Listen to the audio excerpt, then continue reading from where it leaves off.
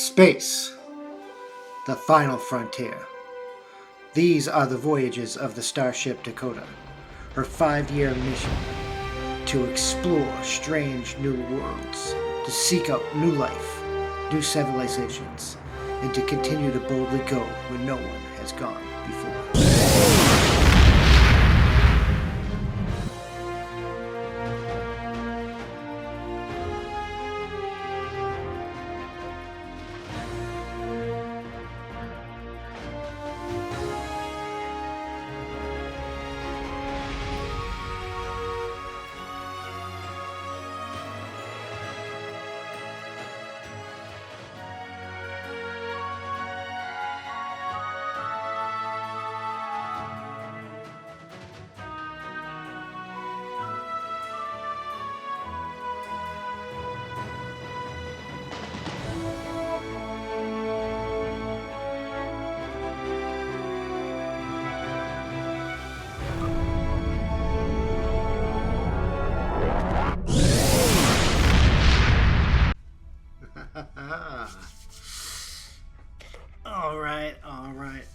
Alright. Welcome back, you inglorious bastards and magnificent bitches.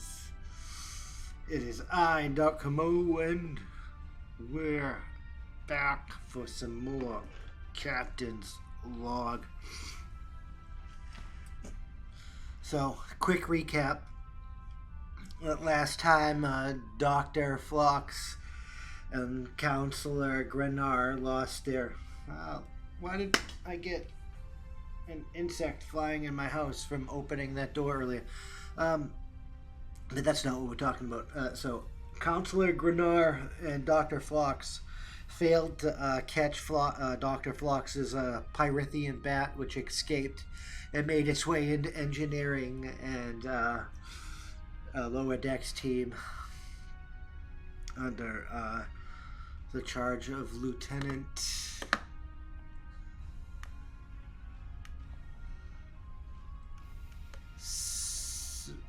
Rena or Lieutenant Rena Volar if it's legal.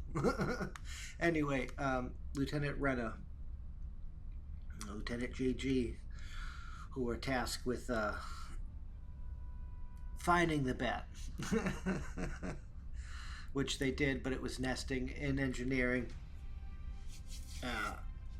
and they're debating on whether or not they should disobey her orders of getting it out of engineering no matter what. But anyways, starting into this next scene,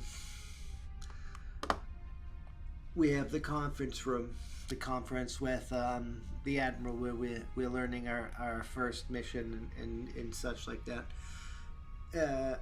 And as Tala Cheval comes in, she takes note of the whole room, and it's highly probable that she notices people are absent, right? So let's do a roll here. Let's go to the probability table.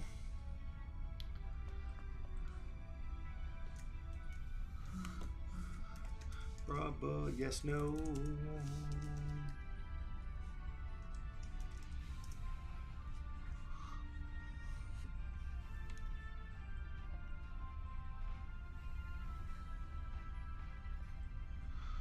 Highly probable. 1 through 18 is not. It's a new crew. We'll drop it down to probable. So 1 through 15 is a yes. 16 through 20, it will be a no if she realizes there's something wrong with the crew. Like, especially since most of RE Gem is away. Actually, that's really highly probable. Actually, she can't see, so, but she does have the extrasensory, so we're just gonna do 1d20 anyway. Or not. Because I mistyped. There we go. 8. So she does notice. Either way, she notices. And she comes in And she's like, I see we're missing some people. Um, where's the rest of you, Ensign Jem? And where is Lieutenant O'Brien? Like, I may not be able to see, but I can feel that you're not here. And then it's highly probable that the doc will respond here. And she does, even though like it was higher there. So you hear a little chime from the communicator. Let's play the little chime here.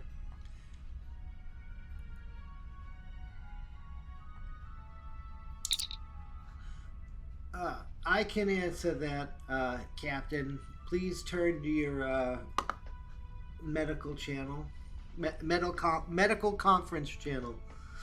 And she looks over at the screen here, and the metal channel pops up. And she's gonna be like, there was a plasma leak in on the Promenade during a routine maintenance.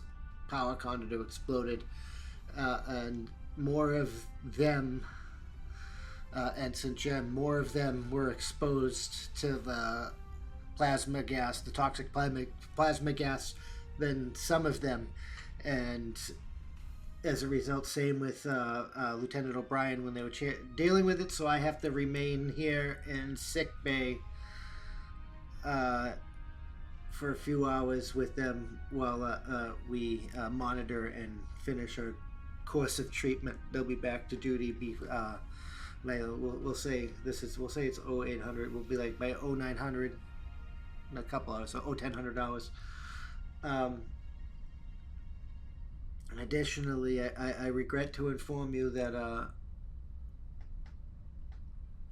my Pyrathian bat has escaped Sickbay and is loose on the ship. So we're going to head back to the conference room, right? And we're going to roll with the captain here, because it just makes sense that see if she maintains her composure, right? Oh, I didn't even show this because I had it on there. So we have the conference room table, but I also have this medical channel.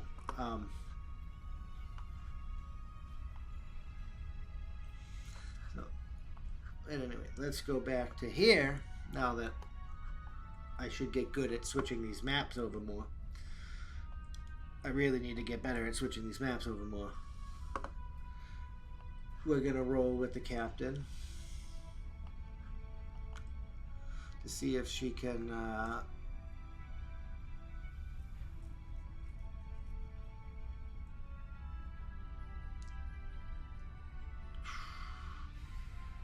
we can keep this. So she's going to keep her trying to keep her composure. So that's a control command, target 15. She has composure. And before we forget, let's grab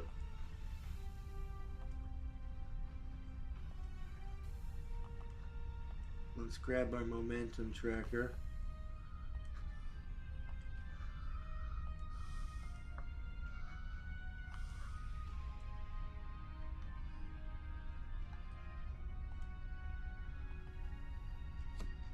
We know we have 0 momentum. Alright, now the captain's gonna make a roll here.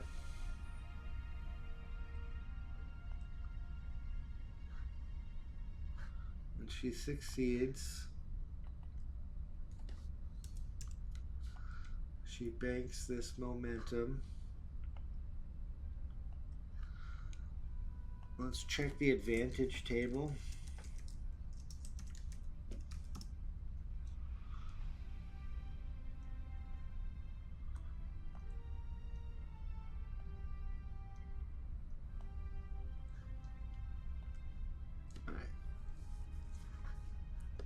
let's check this advantage table here.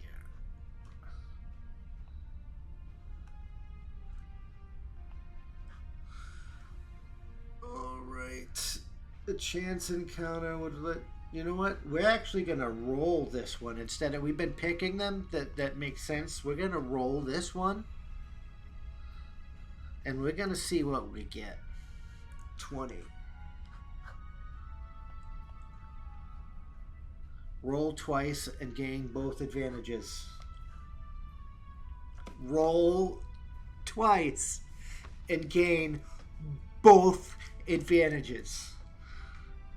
This is epic. Epic, because we're spending that right now. So let's abadoom, abadoom.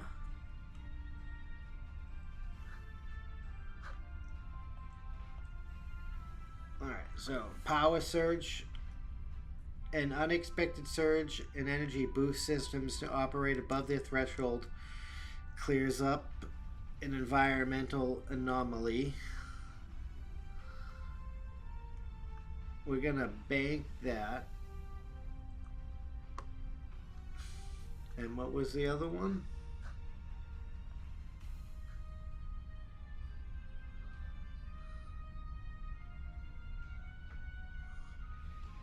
$12.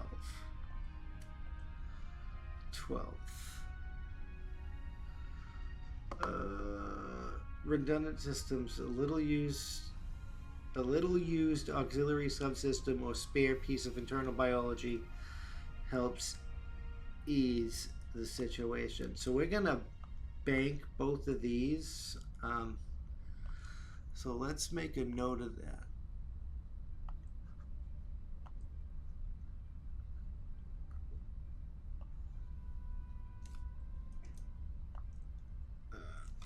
Advantages here.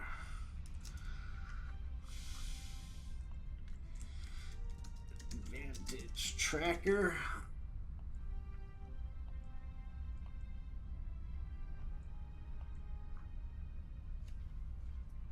You know, we'll say the power system gets us to a destination.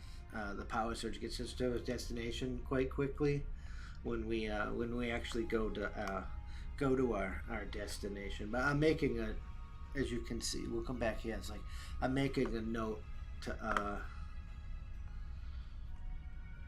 track these so I can figure out how they're gonna play in moving forward.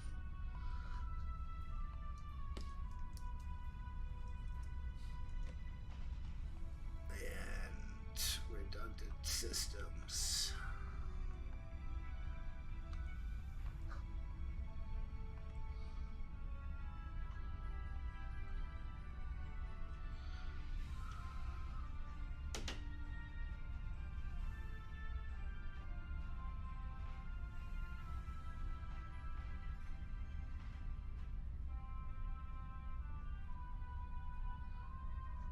Because I am really not sure how we're going to have those play in, but we have that tracked. But she succeeded in keeping her composure, and she's going to be like, report on the bat. And Ioka Ibarra is gonna be like, yes, it flown into engineering earlier, just before I headed here, and I tasked some ensigns from the lower decks. I tasked some junior officers from the lower decks to handle the task, and she's gonna tap her comm badge and be like, report. And we're going to issue a command. And this is actually going to determine whether or not they actually listen to Commander Ibarra. So, presence, command. we're gonna add a tight ship.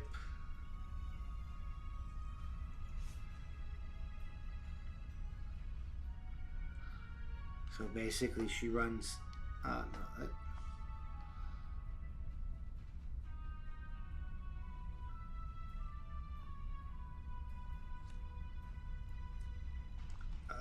we're gonna do this.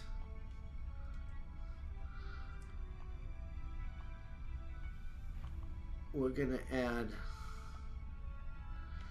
a value.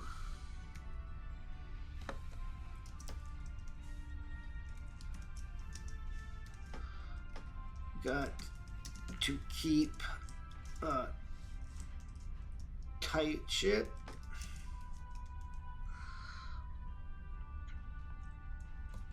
And it would be Starfleet protocol to deal with that immediately.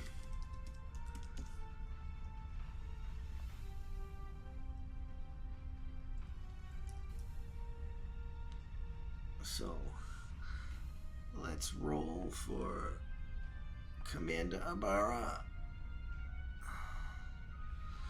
Commander Ibarra exceeds. So she's just like Lieutenant Renner, report.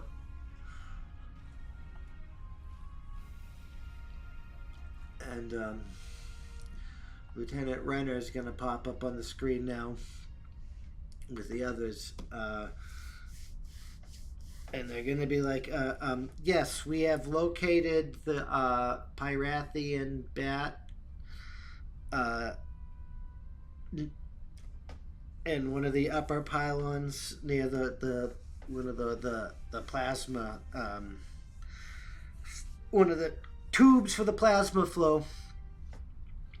It's one of the warmest areas in engineering, but there is a slight complication.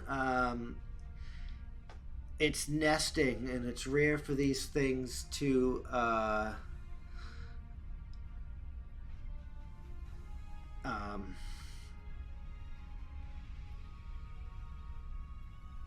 it's rare for these things to mate in captivity.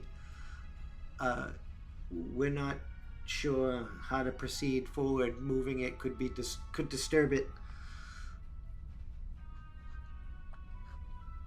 And Lieutenant, the captain is going to take a minute to think about that. And she's going to be like, life is precious.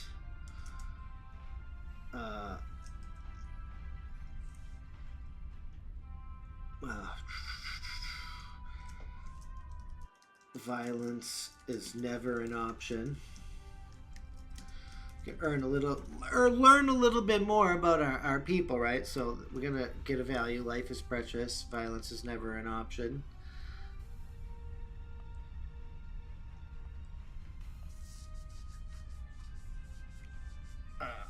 And we're gonna get diplomacy.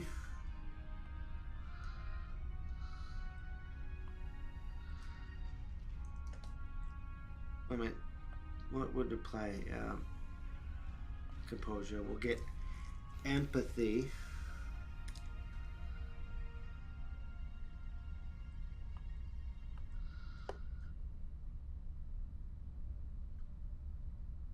And then I think that would be a command control role.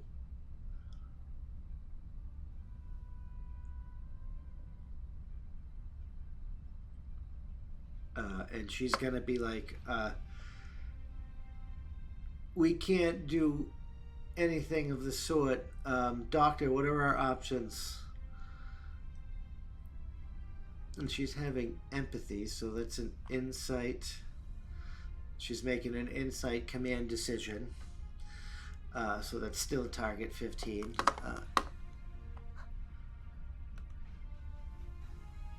Let's change this to her and make our roll.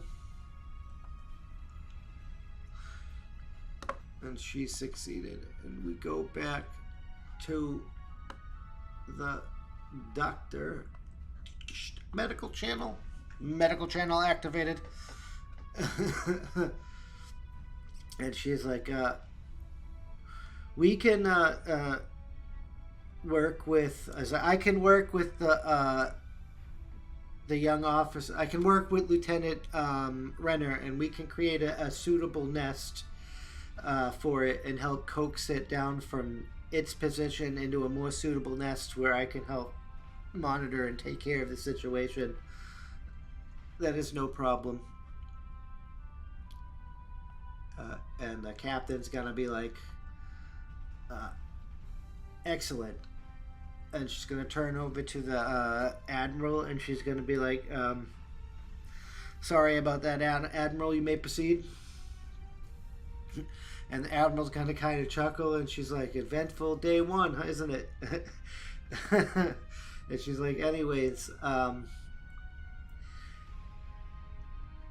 your Starfleet has tasked you with a 5-year mission into the Shackleton Expanse. And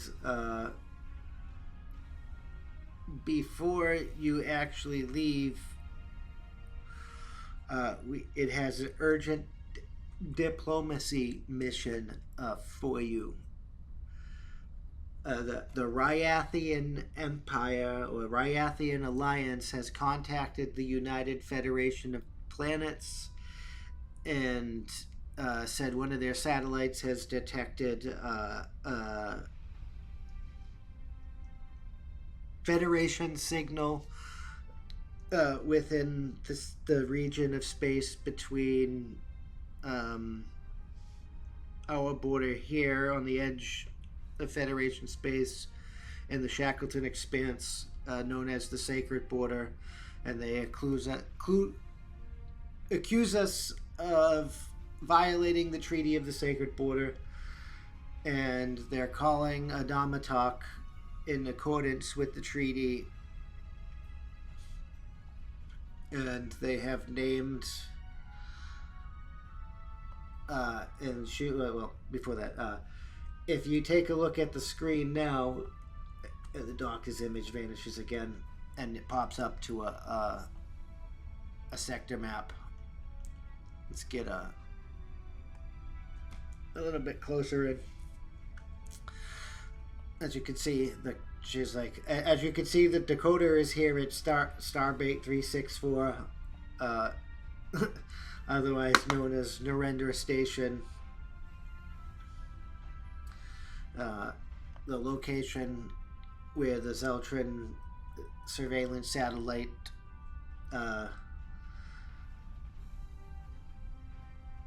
where the Ryathian Alliance satellite detected the signature, who the computer identifies as the USS Brave, that was missing near the that was recently reported missing following the Borg invasion of Earth. And they have asked for a third-party mediator per the treaty, and that mediator they have chosen to be the Tholians. So your mission is to proceed to the following coordinates shown here to pick up the Tholian ambassador, and then you are to proceed to Vorthak Prime to receive an escort to Zaltria Prime, where the treaty negotiations. You know what? No, we're going to back up to where you go.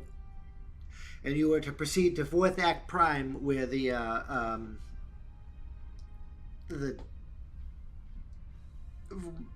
I think I said it's Romtalk, where the Romtalk will take place.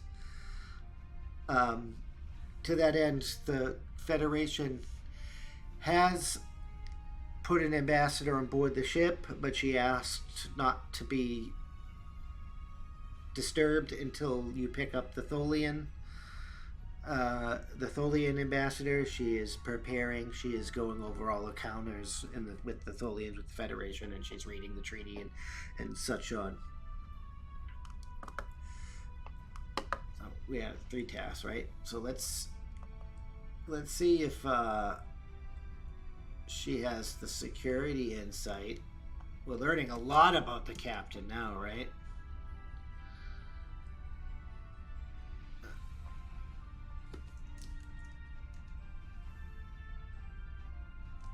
Strategic operations.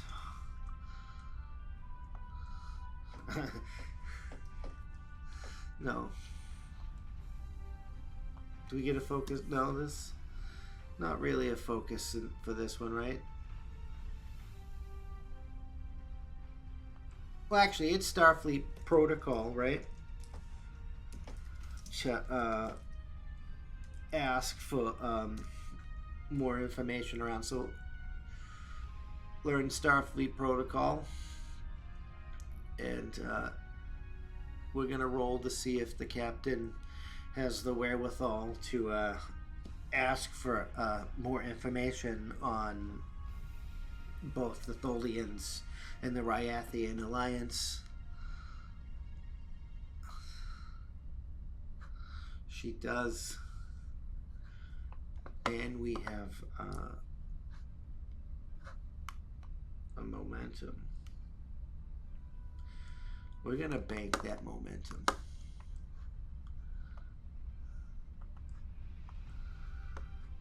I'm going to come back here and bank that momentum.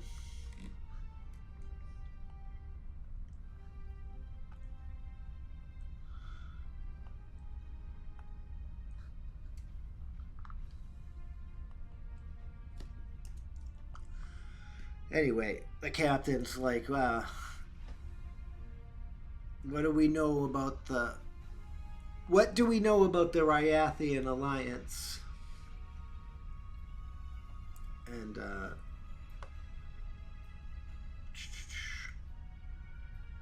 our security chief, Commander Mendai, is like, not much. This is the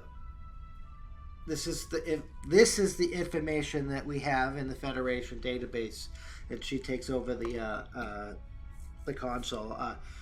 The Ryathian Alliance are made up of 3 distinct species that fought a bunch of wars in the area they now call the Sacred Space, where the treaty violation and the Brave was detected, where nobody is supposed to enter without their specific permission for ritualistic reasons.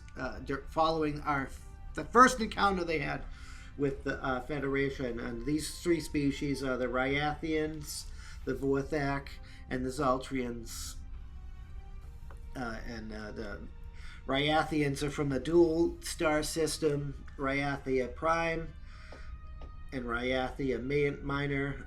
Vorthak are from Vorthak and Zaltrian are from single star systems, Vorthak Prime and Zaltria Prime, respectively. We have a lot of information about these guys. So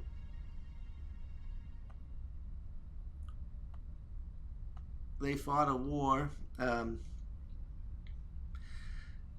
We're going to make some ambassadors here shortly. So that's what I'm going to do.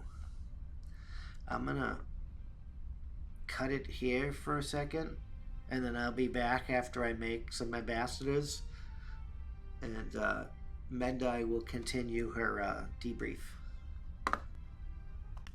Doobie doobie doobie doo. As you can see, we are back.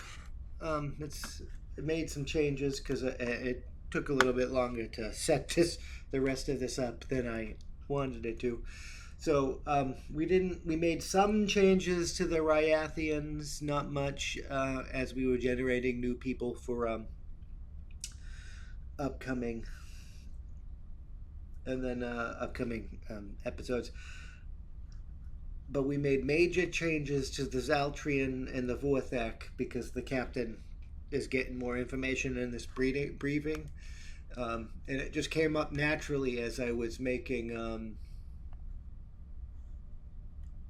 all these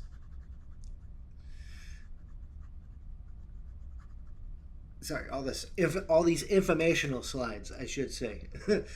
Speaking of which, we're gonna get back in it, and the officer is gonna continue to brief the captain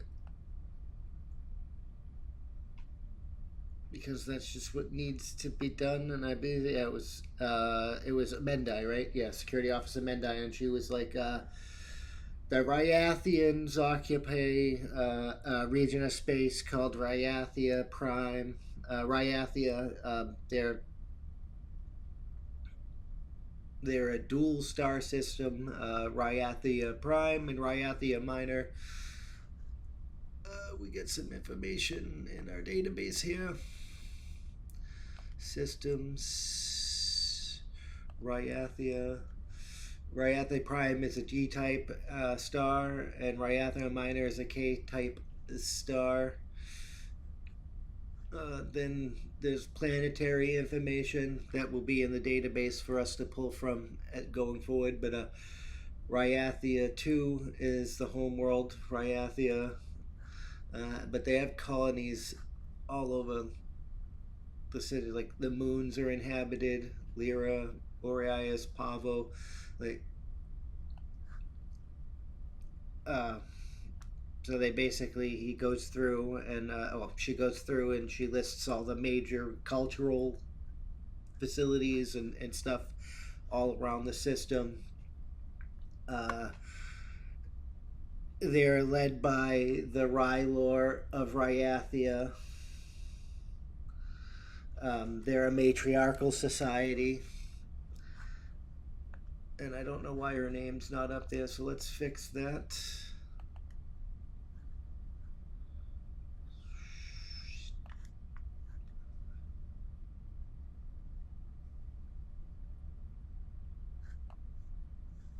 There we go.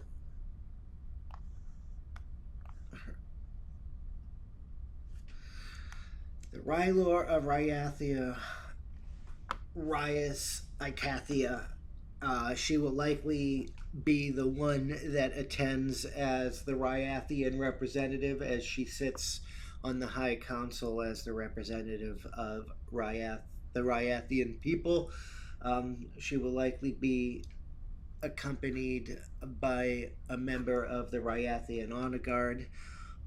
All of the males of the society that are not allowed to be shown. They can't show what they look like in public, so they wear a full body armor, full body suit. She'll likely have one with her, most likely a high ranking, like a general of some sort. They're green emerald skin with bioluminescent patterns. The Ryathian Honor Guard is the name of their military. And such on. Mendai just, lists all the information you can think of here. Moving on to the Zaltria. The Zaltrians are a single-sexed species. Their males all died off, and they now they procreate through genetic manipulation and DNA, and they keep their DNA stable by getting infusions from the periodic infusions from the other two members of the Ryathian Alliance for their advanced scientific knowledge. They're ruled by the Zaltara of Zaltris, Zalaria Zenith. She will likely be the representative on when we get into the I think we called it a Ryanok. We'll figure that out. We've adjust things as we go, so we'll say Ryanok, and let's put that up here too, right? We'll get a handout. Ryanok. No, not capitals. I just need a note so I don't forget that. And that'll come in handy later on when we learn more about what a Ryanok entails. Um, so, anyways, and she will likely only have two other people with her as each attending faction, aside the mediator, which is only allowed one, is allowed three representatives.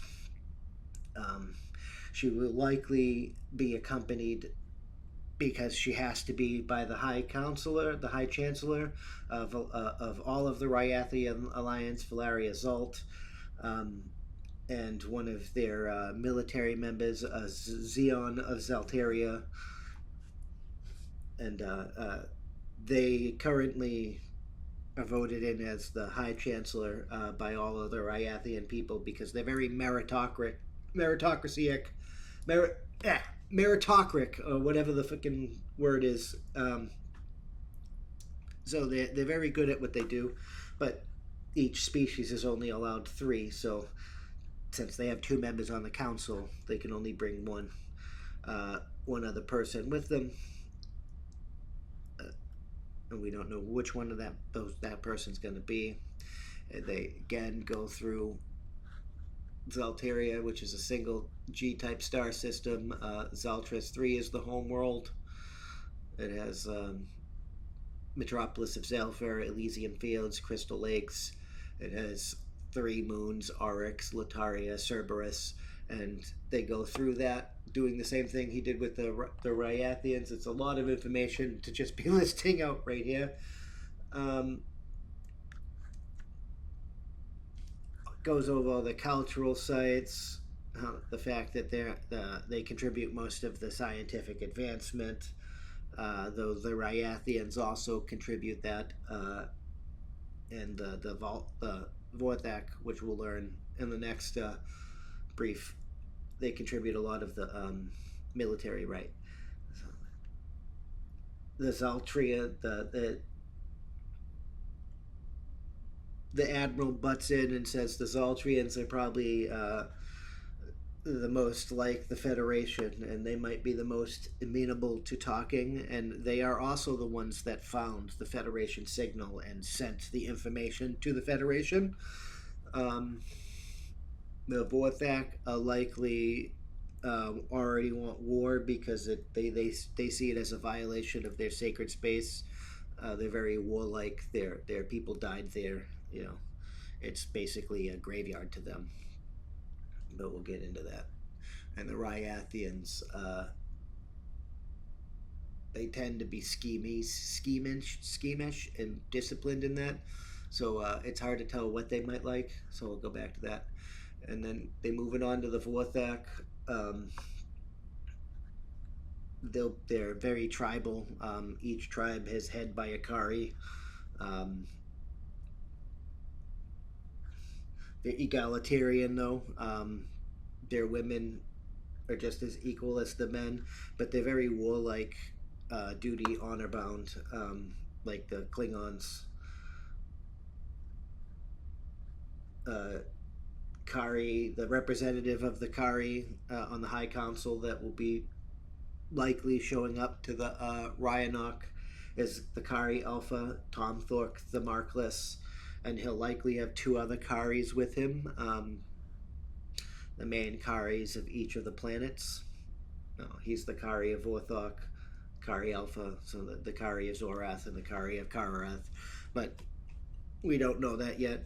We'll figure that out. This is just the security officer, going off basic information that they have. They're from the Vorthok system, which has a single K-type star. Vorthak 3 is the primary homeworld of the Vorthak, where they come from. It contains the Citadel of Volak, the Iron Peaks, and this is when we're actually going to read, because this is the place that we're most likely going to visit the most of, because we're going. That's where the Ryanok is taking place. So details, description of the let's get this higher up so I can see it better. Detailed description of the Vorthak system star count has one central star, Vorthak Prime, Type K main star. Description: Vorthak Prime is a moderately luminous orange-hued star. Its steady energy output supports the system's planets, though its cooler temperature compared to G-type stars results in a harsher climate on the inhabited planets. Major planets and moons: Vorthak 3. Vorthak 3, the homeworld, is a very mountainous, characterized by extreme weather conditions and harsh climate.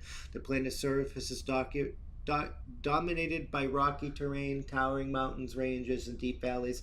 The Vorthaks have constructed fortified cities that blend seamlessly into the natural landscapes with robust defense systems and military installations. Key places are the Citadel of Volok, the capital city known for its imposing architecture and formidable defenses, as houses the central command of the Vorthak military forces.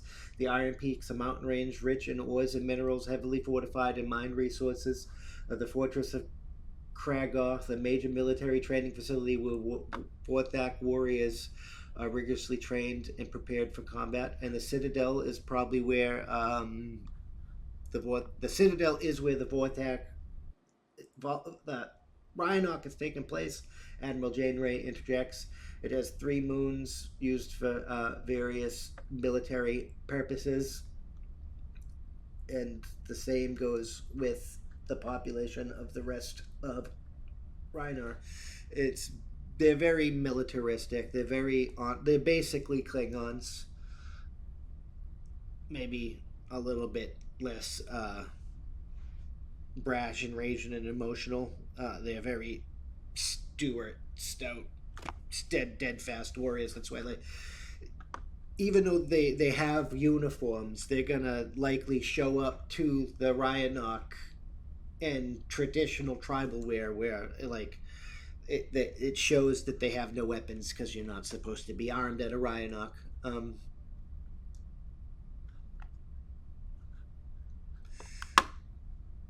And moving on to the Tholians, not much is known about the Tholian assembly, but its space is south of the Klingon Empire, next to the Gorn hegemony space. Tholia is the star. They're silicate based, they're crystalline based life forms. Temperatures below 380 degrees are harmful, if not lethal, depending on how low they go to them. So outside those temperatures, they need to be in EV suits.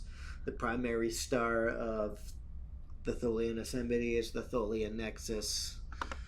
And there are some logs about the Tholians.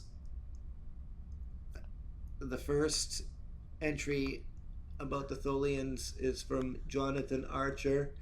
He mentions a time when the Tholians were interested in a weird futuristic derelict vessel they found, and they had some run-ins with the Tholians that were hostile in nature.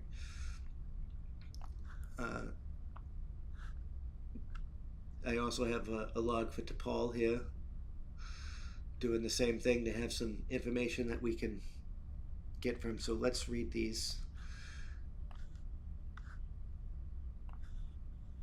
Captain Starlog, November 5th, 2152. And now these are, and notice it doesn't say stardate. This is how Jonathan Archer actually dictated it in the show. So the Enterprise stumbled upon a small derelict vessel of unknown origin today. Its sleek design and advanced technology initially suggested it was from our future. The ships appeared devoid of any life signs, and upon closer inspection it was clear that it had sustained considerable damage, likely from temporal anomalies. As we begin our investigation, sensors detected the approach of a Tholian ship. The Tholians, a species with whom we have had limited and strained encounters, are known for their territorial nature and precise crystalline technology. Their appearance here and the presence of this futuristic vessel immediately raised the stakes. Their ship, with its faceted structure gleaming ominously in the void, was a stark reminder of their formidable capabilities. Now, I took some embellishments here, though some of the actual entries from the show of his log will be present. The Tholians wasted no time in asserting their interest in the vessel. They communicated in their characteristic, rigid manner, demanding that we relinquish the ship to their custody. Their insistence on controlling this piece of temporal technology indicated their acute awareness and concerns over its potential implications. We refused their demands, understanding the importance of uncovering the secrets with the vessels of ourselves. And I'm not going to read all of this. This is basically just here for my own canon knowledge when we start designing the stories and stuff moving forward.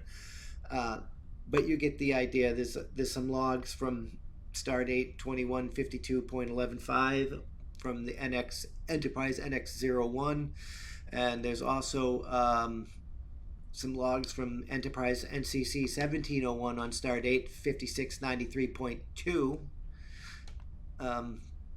from James T. Kirk and Spock from the Tholian Web episode.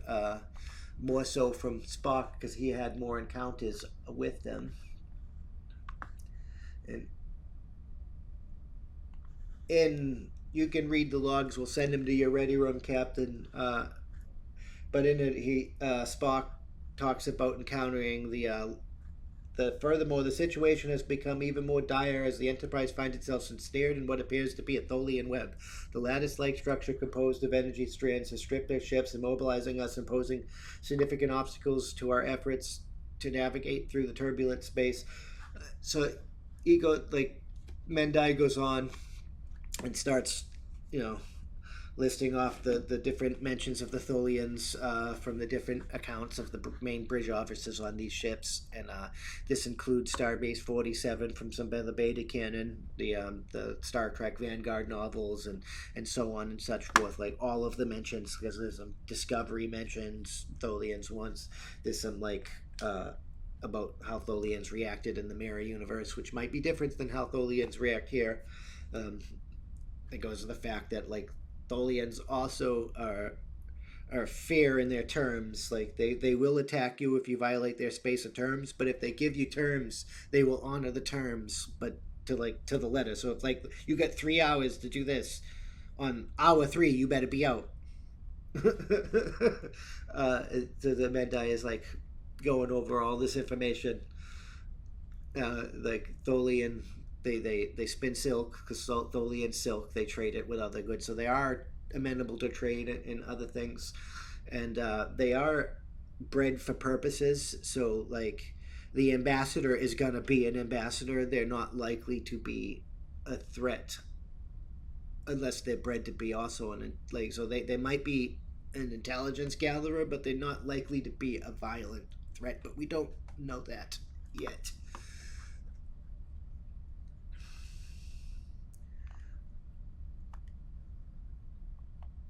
And I believe we're on roll 3. So let's go back to the conference. And Captain's going to be interesting. What do we know about their tactical capabilities? And we'll see. We're going to go to Mendai. No, I want to open up Mendai. She's going to roll.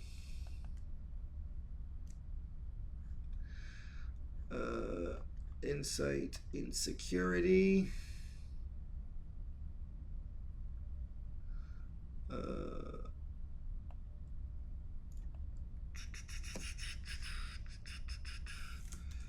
Galactic military history. She likes to study things like encounters and stuff.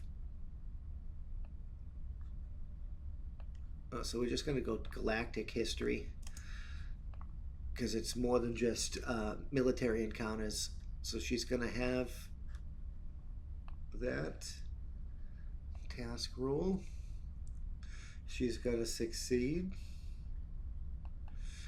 And I am going to have to get back to you after I make some ship slides and stuff and get a tactical some tactical panels and some tactical readouts, and I'll get back.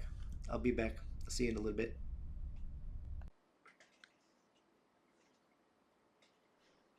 All right.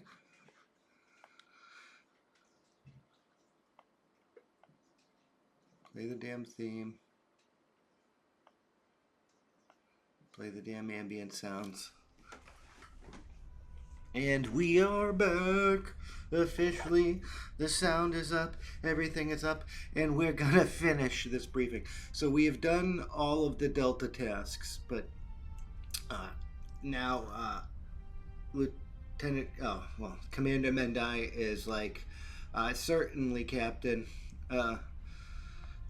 Ryathians have a larger variety of ships, but they're more like spy oriented than combat and stuff. So they don't really have too many combat. They have a large Ryathian colony ship that does have planet killing weapons. They have a Ryathian cruiser for some military engagements, but it's just designed to get the job done. It's not designed to sustain long-term fighting.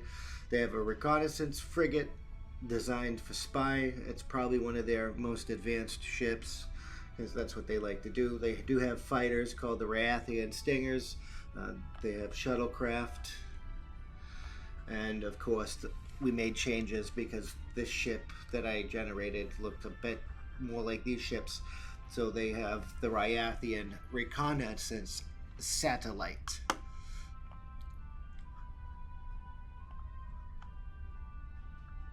There we go. And so we go back to the sector map. I did change it. I don't know, just in case we ever have to go back to that map. Moving on, Zaltrians are more science and research oriented. They're more like they share values similar with us. They do have the Zaltian Arbiter, which is a battle cruiser, and it is capable of war. However, they have few of them, though they do pack a punch.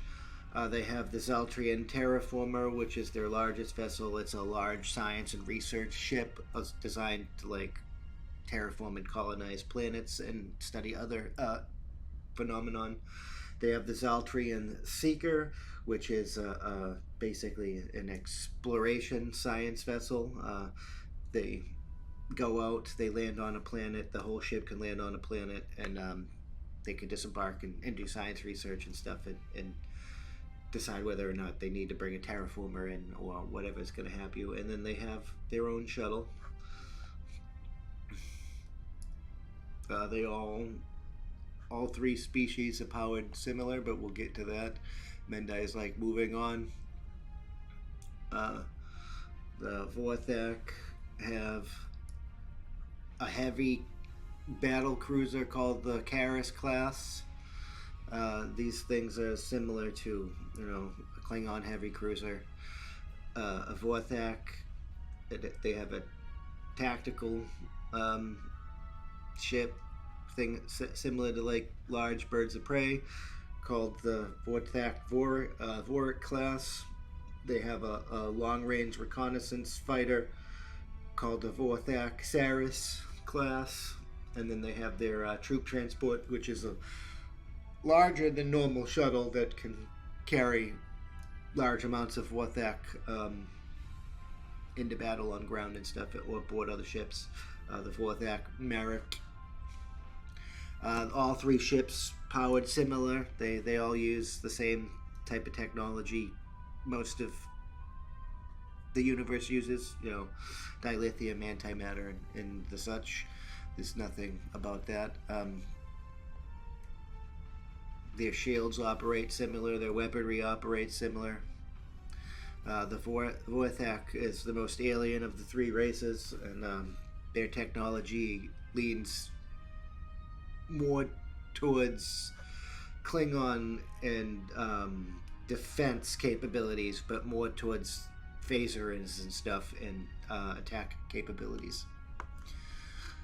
And not much is known about the Tholian assembly, as we said before, but out of the known ships, we have the Tarantula class, which is the largest of the vessels.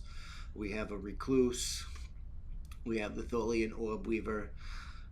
The thread weaver that we are gonna, the frigate that we are gonna, pick up is a Tholian mesh weaver, and they have a smaller shuttlecraft known as a Tholian widow. I'm not really going to explain all of that because most of the people know what these ships are. They've seen the Tholians. These are all of the shown ships that we've seen for the Tholians. So Mendai goes in, a brief about all they know about the capabilities of all these ships.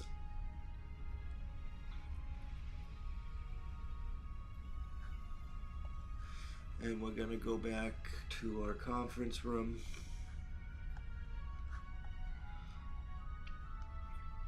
And Admiral Janeway is like, excellent. So we will rendezvous with the Threadweaver, pick up the Tholian ambassador, and we will head to Vorthak Prime. We'll head to Vorthak because we're going to the homeworld for the Ryanok. And you and me, Captain, will and the Ambassador Tapal will represent the Federation, and we'll try and get you permission for you to go in and investigate the adrift Federation vessel to get more information of why it's in sacred space and, settle this matter. Any questions? All right. Fitty, fitty, fitty, fitty, fitty, fitty, fitty, fitty. 1D, 20, fitty, fitty. 17 is a no. There are no questions. We have finished this Delta. And the Admiral is like, all right, then I'll see you. I'll go to my quarters. And she takes off. Let me know when we get there, and I'll help you when we meet the Tholian ambassador and such. And the captain's like, all right, people, Doctor, you in the lower decks, and Lieutenant Commander Ibarra try and capture the goddamn bat. The rest of us to the bridge and plot a course for the rendezvous immediately. Dismissed, aye, Captain, and such. And boom, we meet the Tholian ambassador at the beginning of Act 2.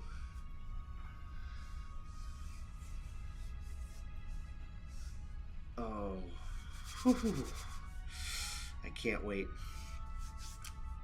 Action's gonna start ramping up, and I'm liking where the story is going so far. But as always, I'm Doc Camo. We're just gaming, and we'll see you in the next one. Peace. Actually, this is not on Next Game, and we made this our own dedicated channel just for this because I enjoy Captain's Log immensely. That I wanted to do it right many seasons. We might end up doing logs from other ships and crews and stuff as well later on down the line, but I'm gonna follow this crew for a while, at least 10 episodes, like 10 full episodes. And as you can see, and Star Trek episode in this is taking multiple. I think this one we're recording at session 5. We started at session 0. And there goes my thing going ding dong, ding dong. Yeah, session 5. Session 5. Which is only, let's view list here so I can see this whole name. Yeah, it's only part 3 of the actual episode. Well, part 4. Because part 3 was the last one I've recorded. But anyways, we'll see you, and we'll continue to boldly go. Peace.